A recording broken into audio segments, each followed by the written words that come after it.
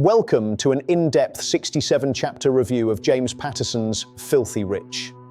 This true crime investigative account peels back the layers of Jeffrey Epstein's life, from his mysterious rise to his public downfall. Over the next 9 minutes, we will walk through every chapter, highlight key quotes, and examine the systemic failures that allowed his crimes to persist for decades. Chapters 1 through 5 introduce us to Jeffrey Epstein's origins. We see a college dropout with an uncanny gift for mathematics who manages to talk his way into the highest circles of New York finance. Patterson describes his transition from a teacher at Dalton to a wealthy financier at Bear Stearns. These early chapters establish the foundation of his power, a mix of genuine brilliance and extreme manipulation. Chapter 5 marks his move to Palm Beach, where he begins to build the network that would eventually shield him from the law for years.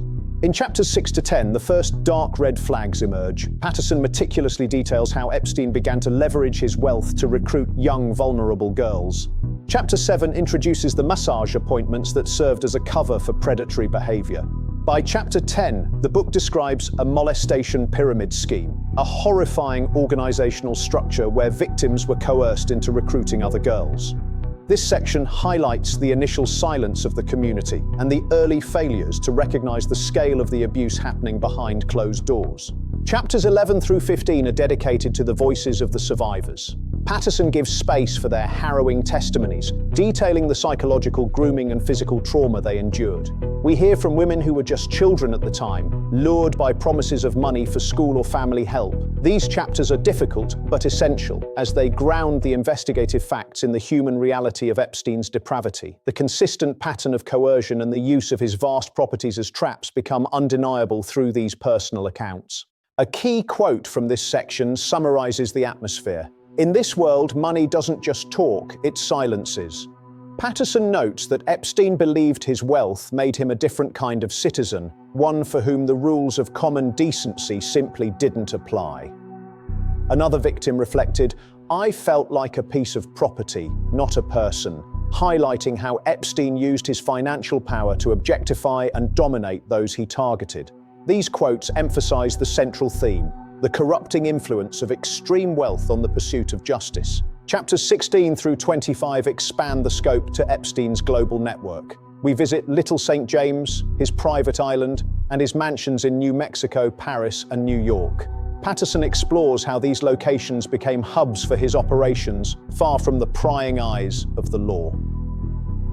Chapter 21 introduces the Palm Beach Police Department's first major investigation in 2005. We see the brave detectives who began to piece together the evidence, only to find themselves facing a legal defense team composed of some of the most powerful and expensive lawyers in the country. Chapters 26 to 35 cover the most controversial period of the story, the 2008 non-prosecution agreement.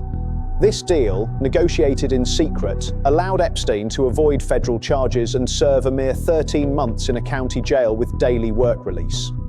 Patterson exposes the behind-the-scenes legal maneuvering that led to this slap on the wrist. Chapter 31 describes his life in jail, where he was allowed to leave every morning to go to his office, a privilege unheard of for a typical sex offender. This section is a searing indictment of a justice system that could be bought. In chapters 36 through 45, the book examines the circle of enablers, the friends, business partners, and politicians who continued to associate with Epstein even after his conviction. Patterson asks how a convicted sex offender remained a part of the global elite. These chapters detail his relationships with academics, royalty, and tech moguls. Meanwhile, chapter 41 shifts to the survivors' fight back. We see them working with lawyer Bradley Edwards to use the Crime Victims' Rights Act to challenge the legality of the plea deal that had silenced them for so many years. Patterson's writing is sharpest when reflecting on the system. He writes, "The justice system didn't just fail, it was dismantled by a checkbook." This quote echoes throughout the later chapters as the scale of the failure becomes clear. Another survivor quote reminds us of the stakes. "Our voices are louder than his silence." These statements serve as the emotional heart of the book, contrasting the cold calculations of the legal deals with the human cost of the crimes and the incredible resilience required to stand up against such power.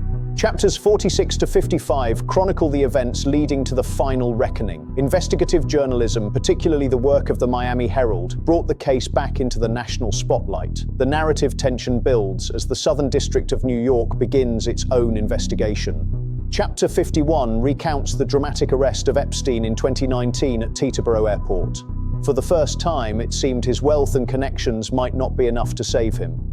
These chapters describe a different legal landscape where the public was no longer willing to look the other way. Chapters 56 through 65 deal with the final days of Jeffrey Epstein. He is held without bail in the Metropolitan Correctional Center, a stark contrast to his previous work-release jail time.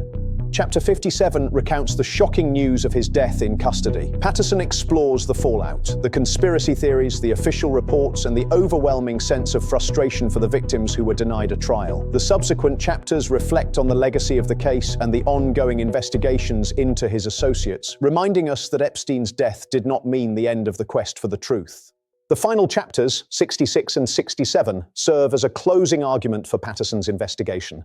He summarizes the broad impact of the Epstein case on our understanding of power and child protection. These chapters emphasize that while one man is gone, the systems that allowed him to thrive remain, and constant vigilance is required.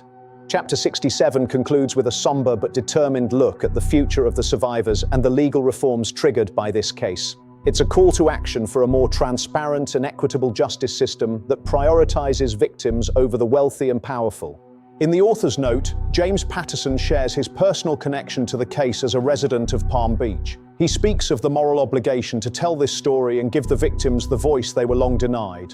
The epilogue brings the story into the present day, acknowledging the ongoing legal battles and the resilience of the survivors who continue to speak out. Patterson ends the book not with a sense of completion, but with a recognition that the work of seeking justice is never truly finished as long as such imbalances of power exist in our world.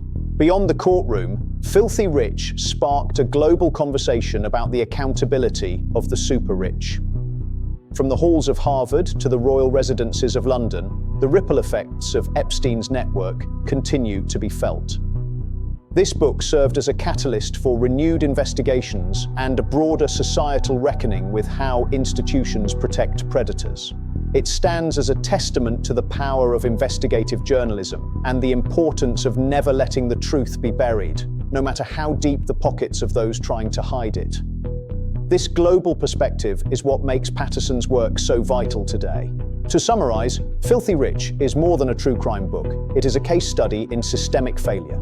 It explores how immense wealth can distort the truth, how power can silence the vulnerable, and how the legal system can be manipulated to protect the few at the expense of the many. But above all, it is a story of survival and the incredible courage it takes for individuals to stand up against a billionaire and his powerful network. It is a reminder that while money can buy many things, the truth eventually finds its way into the light through the persistence of those who seek it. James Patterson's Filthy Rich is a haunting, necessary, and deeply researched book that every citizen concerned with justice should read. Thank you for walking through all 67 chapters with us today. This comprehensive review aims to keep the conversation going and honor the courage of the survivors. Stay informed, stay vigilant, and thank you for watching.